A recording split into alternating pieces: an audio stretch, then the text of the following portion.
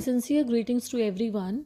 Today in this video, we will be discussing E.M. Foster's aspects of the novel और इसमें हम chapter जो plot से related है, फैंटेसी और प्रोफेसी, इन तीनों को डिस्कस करेंगे. इससे पहले भी चैनल पे 3 वीडियोस हैं. उसमें इस नॉवल का जो समरी पार्ट है, जो ऑथर का इंट्रोडक्शन है और जो इंट्रोडक्टरी है, स्टोरी है, पीपल है, इन सभी को हमने डिस्कस डिटेल में किया हुआ है. Now we are going to start with the plot. The first point is plot versus Aristotle's view. Aristotle focused on drama, not novels. Drama emphasizes actions and public life. इसको समझने के लिए सबसे आसान एग्जाम्पल है जो हम मूवीज़ देखते हैं. कुछ मूवीज़ होती हैं एक्शन मूवीज़, जो पॉपुलर ड्रामा होता है, जिसमें बहुत सारा एक्शन होगा, जो ड्रामा होगा, पॉपुलर सॉन्ग्स होंगे. और कुछ मूवीज़ होती हैं आर्ट मूवीज़, जिसमें एक इंसान जो सोच रहा है उसके थॉट्स में हम जाएंगे. फिलोसॉफिकल सी मूवीज़ होती हैं जो बहुत ज़्यादा ड्रामा नहीं है, जिसमें बहुत पॉपुलैरिटी जो गेन नहीं करती, बहुत पॉपुलर सॉन्ग्स नहीं होते, तो वो मूवीज़. और जो आर्ट मूवीज़ हैं दे आर लाइक नॉवेल्स, जिसमें करेक्टर्स के जो इनर थॉट्स हैं उसके बारे में हम पढ़ते हैं. तो फॉस्टर जो था वो डिस्कस करता था नॉवेल्स को. एरिस्टोटल का फोकस था ड्रामाज पे. जो ड्रामाज हैं उसमें एक्शंस को फोर्स किया जाता था, पब्लिक लाइफ के ऊपर एम्फसाइज किया जाता था. Novels can delve into inner life, जो एक कैरेक्टर्स की इनर लाइफ है, जो थॉट प्रोसेस है, जो सबकॉन्शियस लेवल पे सेल्फ टॉक करते हैं, उसके ऊपर नॉवेल्स जो थे वो एम्फसाइज करते थे. The dramatist view limits this exploration. The novel's strength is in its depth. और यही नॉवेल्स की एक यूनिक स्ट्रेंथ थी. Now, what is plot? A story is a simple sequence of events. हमने पहले डिस्कस किया है what is the story. Simple sequence of events, कि कहानी में एक राजा था, एक रानी थी, दोनों मर गए. But what is a plot? A plot adds causality, एक रीज़न को ऐड करता है why things happen, not just what happens, कि क्या हुआ वो नहीं, वो तो एक कहानी है. क्यों हुआ वो अगर डिस्कस करेंगे तो that is plot. For example, the king died and then the queen died of grief, कि राजा मरा, रानी मरी दुख से, तो कारण आ गया grief. This is a plot because it includes cause and effect, क्योंकि इसमें रीज़न है, इसमें इम्प्लीकेशन है, दोनों चीज़ें आ गई. Plot demands intelligence and memory. Unlike mere curiosity about what happens next, a plot requires the reader to think, remember facts, and piece together mysteries. For example, understanding why the queen died and how it relates to the king's death. इसमें जो readers हैं उनको याद रखना पड़ेगा कि क्या कुछ हुआ था, क्यों हुआ था. तो वो एक प्रॉपर जो रीडर्स हैं उसकी अटेंशन को भी मांगेगा, उनको इंटेलिजेंटली पढ़ना पड़ेगा, उनको दिमाग में याद रखना पड़ेगा. तो प्लॉट में ये सब चीज़ें आएंगी. Plot and beauty. A well made plot is one having no loose ends. जो कहानी है, जो एक प्लॉट है, वो अगर बहुत बेहतरीन तरीके से बनाया है तो उसमें कोई लूज एंड्स नहीं होंगे. वो एक रीडर को बांध के रखेगा, सस्पेंस होगा, मिस्ट्री होगा, जिसमें एक बहुत सेटिस्फाइंग सी चीज़ें होंगी, often only appreciated fully at the end. और लास्ट में जो उसका कहानी का एक निष्कर्ष निकलेगा, जो एक एंड होगा, वो भी बहुत सेटिस्फाइंग होगा. People will enjoy it. George Meredith as master of plot. Example लिया है ये. मेरेडिथ जो था वो बहुत बढ़िया प्लॉट उसने लिखे थे कहानियों में, नॉवेल्स में. His plots often involve surprises that spring naturally from characters. बहुत अच्छे अच्छे सरप्राइजेस थे, सस्पेंस डाले तो रीडर्स बंध के रहता था. और वो जो था बिलीवेबल भी थे, लोग उस पर विश्वास करते थे. कोई ऐसा नहीं था कि अटपटा सा कुछ भी डाल दिया. लोगों को बांध के रखना, सरप्राइज एलिमेंट्स डालना, सस्पेंस डालना, तो that is the beauty of a good novel, good plot. Mystery in plot. ये सारे पॉइंट्स हैं. अगर प्लॉट पे लंबा क्वेश्चन आता है 14 मार्क्स, तो आप उसमें एज इट इज़ डाल देना, you will get 14 out of 14. Mystery in plot. The plot often includes mysteries. Mysteries का मतलब रहस्य, कि कुछ छुपा हुए थॉट्स, सीक्रेट इमोशंस जो छुपे हुए हैं, जो धीरे धीरे रिवील होंगे, क्रिएटिंग सस्पेंस एंड कॉम्प्लेक्सिटी.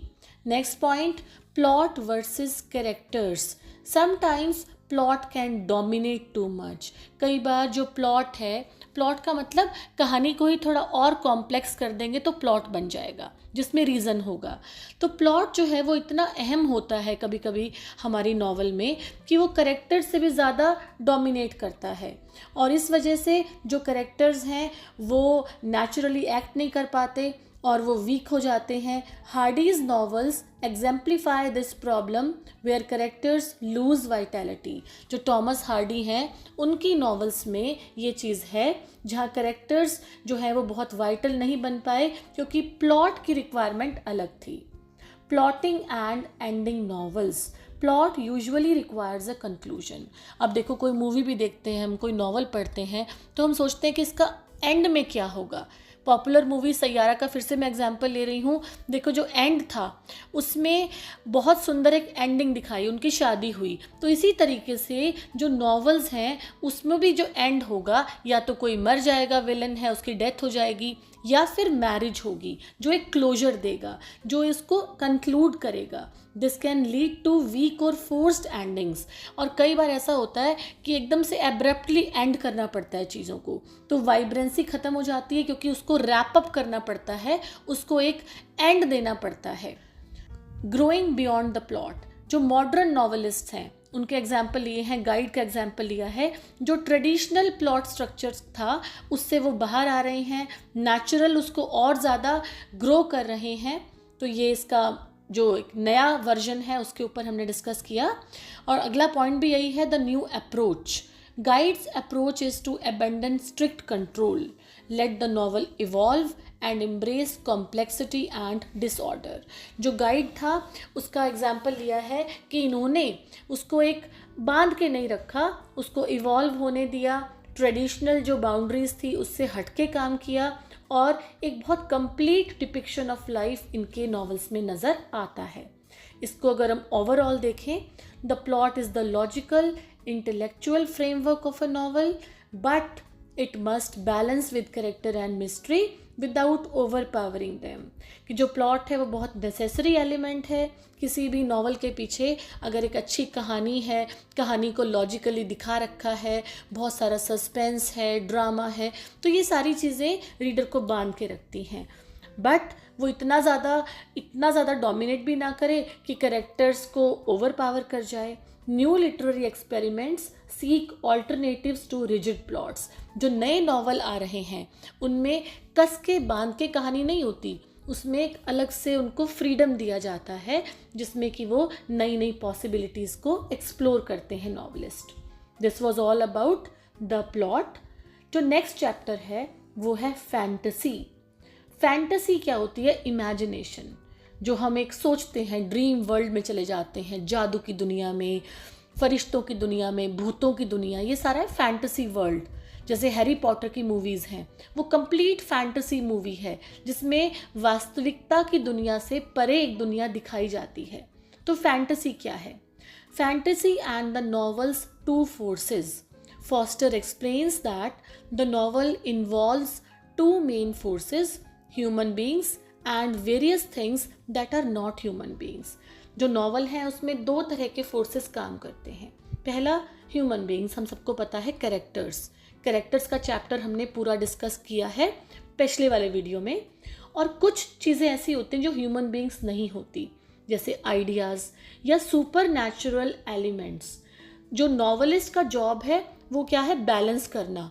जो ह्यूमन बींग्स हैं और जो इमेजिनेटिव वर्ल्ड है उनके बीच में बैलेंस डालना. देखो, जो भूतनाथ टाइप की मूवीज़ हैं या जादू वाली जो मूवीज़ हैं या किसमें कुछ और, जैसे हैरी पॉटर मूवीज़ हैं, ये सब भी बहुत फेमस हुई. तो इसी तरह की नॉवेल्स बहुत फेमस हुई जो लिखी गई. तो इनका भी यही था काम कि रीडर्स को एक बिलीव करवाना, उसको एक ऐसी दुनिया में लेके जाना, एंटरटेनमेंट प्रोवाइड करना, ताकि वो जो है उन चीज़ों के अंदर जाके खुद को एंजॉय भी करे और प्लॉट ऐसा हो कि वो उनको बांध के भी रखे. Fantasy as a special element. Fantasy is different from the usual parts of a novel like story, characters और plot. ये अलग से element है. It demands from the reader an extra payment of belief because it often includes things that cannot happen in real life like gods, ghosts, angels, magic और impossible events. अब जब हम पढ़ रहे हैं किसी भी नॉवल को तो हमें एक एक्स्ट्रा बिलीफ डालना पड़ेगा. हमें उस दुनिया पे विश्वास करना पड़ेगा कुछ देर के लिए जिसमें भगवान होंगे या भूत होंगे या एंजल्स होंगे या जादू होगा या कुछ ऐसी चीज़ें होंगी जो रियल लाइफ में नहीं होती. Readers response to fantasy. अब कुछ रीडर्स ऐसे हैं जो बहुत खुश होते हैं ऐसी मूवीज़ देख के, जो थ्रिल लगता है उनको कि कुछ अलग सा देखेंगे, कुछ सुपर नेचुरल एलिमेंट्स आएंगे.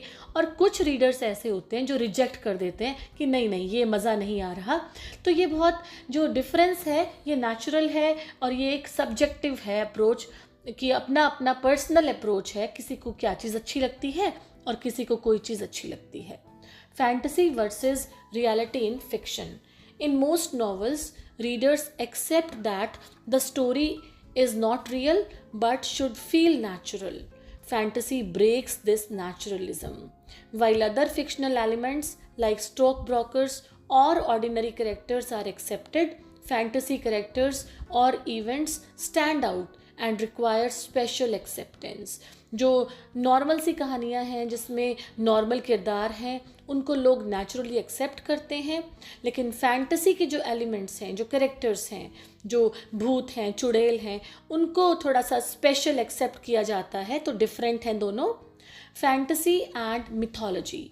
Fantasy carries a sense of mythology, stories that often involve supernatural gods or spirits. जो रहस्य है, मिथोलॉजी है कि अलग अलग तरह के भगवान या आत्माएं, इस तरह की नॉवेल्स में कहानियाँ होती हैं जिसमें कई बार जो फिक्स्ड लॉज होते हैं, जो एक नेचुरल वर्ल्ड है उससे वो डिफरेंट होती हैं. एग्जाम्पल लिए हैं कुछ ट्रिस्ट्रैम शैंडी का, मॉबी डिक का, जहाँ पे फैंटास्टिक और सुपर नेचुरल एलिमेंट्स को यूज़ किया हुआ है. तो ये एग्जाम्पल आप ले सकते हैं. फैंटेसीज डिवाइसेस कौन कौन से यूज़ करते हैं, जैसे super natural beings, time travel. कई बार हम पास्ट में चले जाते हैं, 200 साल पहले चले जाएंगे, अपने पुराने जन्म में चले जाएंगे. या पर्सनालिटी स्प्लिट्स, जैसे कुछ मूवीज़ नहीं आती जिसमें एक अलग अलग तरह के भूल भुलैया जैसे मूवी थी, उसमें एक ही कैरेक्टर जो है वो ड्यूअल पर्सनालिटी होती है, उस तरह की. या कोई पैरोडी है. तो इस तरह की नॉवेल्स में भी हमें ये एलिमेंट्स देखने को मिलते हैं. सोल जो है वो एक इमेजिनेशन है राइटर की. The power of fantasy. और जो पावर क्या है, it can illuminate and complicate human experience offering a different vision beyond orderly cause and effect. ये एक अलग ही दुनिया में ले जाते हैं ह्यूमन बींग्स को. जो एक आम दुनिया है जिसमें कुछ होता है उसके बाद कुछ हो रहा है, लेकिन फैंटेसी में कुछ भी हो सकता है, कोई बाउंड्रीज नहीं है. तो ये एक अलग से इल्यूमिनेट करती है, ब्राइटन करती है हमारे एक्सपीरियंस को. Readers experience. Fantasy asks the reader to accept contradictions. और जो रीडर्स हैं, जो पढ़ने वाले हैं, वो हर चीज़ को एक्सेप्ट करते हैं कि कभी कोई चीज़ आ रही है, जादू हो रहा है, कोई सुपर नेचुरल एलिमेंट आ रहा है, मैजिकल है, मिस्टीरियस क्वालिटी है, जो कई बार हमें बहुत थ्रिल देती है, डराती है, और कई बार हम बोर हो जाते हैं, उसको छोड़ देते हैं, विश्वास नहीं करते. समराइज करते हैं इस चैप्टर को. Fantasy is a vital but demanding aspect of the novel. बहुत इम्पॉर्टेंट है, बहुत डिमांडिंग है, सुपर नेचुरल एलिमेंट्स को मिक्स करता है रियलिटी के साथ. और जो रीडर है और जो राइटर है दोनों को चैलेंज देता है कि हाँ, हमें अपना जो एक इमेजिनेटिव रेंज है उसको बढ़ाते हैं, एक्सप्लोर करते हैं इमेजिनेटिव वर्ल्ड में. This was all about fantasy. Next chapter है आपका प्रोफेसी. प्रोफेसी क्या होता है? प्रोफेसी अगर नेचुरल आम भाषा में देखें तो होता है भविष्यवाणी. अगर हम करते हैं फ्यूचर के बारे में कोई प्रिडिक्शन करते हैं वो. लेकिन यहाँ पे प्रोफेसी क्या है? It is a special tone of voice और एक्सेंट. कोई एक सॉन्ग की तरह से एक जो वॉइस है नॉवेलिस्ट की वो हमें सुनाई देती है. जो कुछ आपको यूनिवर्सल बताएंगे, कुछ स्पिरिचुअल होगा, कुछ आध्यात्मिक होगा. It is a kind of a song rather than a straightforward prose. एक गाने की तरह से, एक धुन की तरह से नॉवल में वो सुनाई देगा हमें. That is prophecy. Effect on the novel, इसका कहानी पे क्या प्रभाव पड़ता है. Novels with this prophetic tone often feel chaotic or wrecked as everyday realism and common sense get broken or blurred. Readers must accept this tone with humility and suspend their sense of humor as it asks for serious engagement beyond the usual distance or irony. Prophetic tone जो है, भविष्यवाणी की अगर tone है novel में, तो that requires humility. Humility होता है विनम्रता, कि जो पढ़ने वाले हैं उनको थोड़ा सा विनम्र होना पड़ेगा. उनको एक ऐसा नहीं है कि अगर मान लो नॉवेलिस्ट कोई मैसेज हमें दे रहा है, प्रॉफिटिक टोन ले रहा है, कुछ एक आइडिया हमें स्पिरिचुअलिटी की तरफ ले जा रहा है, तो उसको हम एक ह्यूमरस वे में उसको छोड़ नहीं सकते, उसको हंसी में नहीं टाल सकते. रीडर्स को बहुत उसको सीरियसली लेना पड़ेगा. The reader must set aside judgement to understand them. और रीडर्स को बहुत ध्यान से, बहुत अटेंशन दे के उस वॉइस को समझना पड़ेगा, जो एक प्रॉफिटिक टोन है उसको समझना पड़ेगा. नेक्स्ट पॉइंट है एग्जाम्पल्स जो हैं इसके प्रॉफिटिक नॉवेल्स के.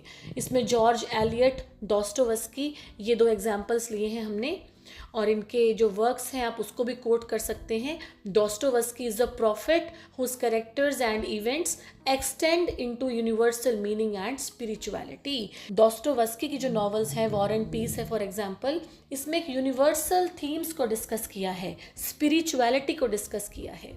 Next point, the prophetic voice and characters. इसमें फिर से वही एग्जाम्पल लिया है. दोस्टोवस्की के जो करेक्टर्स हैं, मित्या, वो इंडिविजुअल्स नहीं हैं, लेकिन वो एक कॉस्मिक यूनिटी और ह्यूमन एक्सपीरियंस को दिखा रही हैं, स्पिरिचुअल विजन है. तो ये एग्जाम्पल्स आ गए. नेक्स्ट है प्रोफेसी वर्सेस फैंटेसी. ये इंपॉर्टेंट क्वेश्चन है आपका जो आ सकता है. Unlike fantasies playful and scattered beam of light, prophecy looks towards unity and deep seriousness. देखो, फैंटेसी में हम एक नई दुनिया में चले गए थे, जादू की दुनिया में, गॉड्स की, एंजल्स की दुनिया में. लेकिन प्रोफेसी में क्या है, हम बहुत सीरियसली होके कोई चीज़ को पढ़ते हैं. कुछ आध्यात्मिक विचार होगा या बहुत एक हमें बांध के रखेंगी, एकता होगी उसमें नॉवल में. It often reaches into human passion and suffering at an emotional and aesthetic depth that ordinary criticism struggle to escape. जो प्रोफेसी है वो कहानी को जोड़ती है, वो एकता की ओर बढ़ती है. लेकिन जो फैंटेसी वर्ल्ड है वो उलझन बनाती है, हमारे को थोड़ा और एक भटका देती है. जो प्रोफेसी है वो एक बिल्कुल क्लियर कट, आपको एक उद्देश्य होता है उसका, कि जो भी यूनिवर्सल ट्रूथ है वो उसको बताती है. और जो फैंटेसी है वो बदलती रहती है. तो इन दोनों का बेसिक डिफरेंस यही है. नेक्स्ट आपका है अदर प्रॉफिटिक राइटर्स. इसमें वही एग्जाम्पल लिया है मेलविली और D.H. लॉरेंस का. आप ये दोनों एग्जाम्पल ले सकते हैं. दोनों ने ही बहुत एक प्रीचिंग्स दी हैं, संदेश दिया है अपनी अपनी नॉवेल्स के ज़रिए, और ह्यूमन इमोशंस को बहुत अच्छे से दिखाया है. लिमिट्स एंड चैलेंजेस, इनमें क्या क्या लिमिट्स हैं, क्या क्या चैलेंजेस हैं, क्या क्या कमियां हैं. Prophetic fiction demands humility from the reader. देखो, अगर हम जो कोई मान लो हमें कोई सत्य से अवगत करा रही है, कोई नॉवल यूनिवर्सल ट्रूथ को बता रही है, हमें कोई बहुत गहरा ज्ञान दे रही है, तो हमें उसको बहुत हम्बल तरीके से सुनना होगा. अगर हम उसका मजाक उड़ा देंगे तो उसकी ब्यूटी ख़त्म हो जाएगी. It is rare and involves a blending of spiritual insight, poetry, and deep human feeling that gives these novels their power and occasional roughness.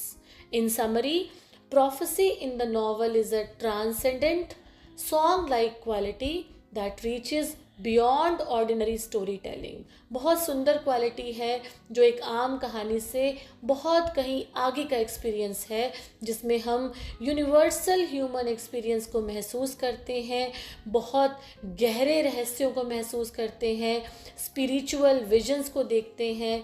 Example डॉस्टोवस्की, Melville, Lawrence और एमिली ब्रॉन्टे के नॉवेल्स में हमें prophetic voice सुनने को मिलती है। This was all about fantasy, prophecy and the plot. Next video है, उसमें हम डिस्कस करेंगे जो आपके 2 ही चैप्टर अब बचे हैं, पैटर्न एंड रिदम और कंक्लूजन। इसके बारे में अगर आपके कोई भी क्वेरीज हैं तो आप कमेंट सेक्शन में डाल सकते हैं।